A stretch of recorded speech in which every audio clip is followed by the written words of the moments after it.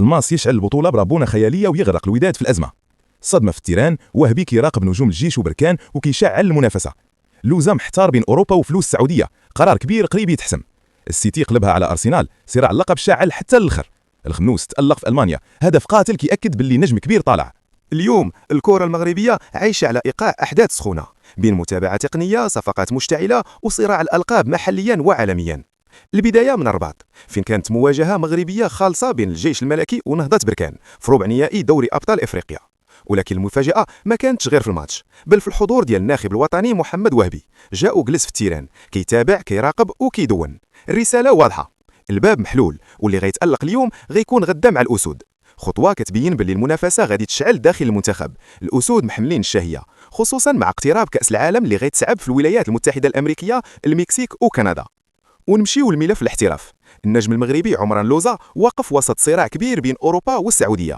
نادي واتفورد طالب ب 15 مليون جنيه استرليني، رقم خلى أندية بحال ايفرتون وفولهام تنسحب. لكن من جهة أخرى عروض مغرية جاية من الخليج، الاتحاد والقادسية.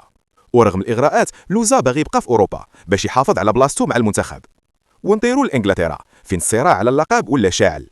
بعد تعثر أرسنال قدام بورنموث، جرد سريع من مانشستر سيتي بقيادة بيب غوارديولا. الفريق مقص والضغط زاد، والمواجهة الجاية في الاتحاد غادي تكون حاسمة. واش السيتي غيرجع يقلب الطابلة ولا الأرسنال غيشد في الحلم حتى الآخر؟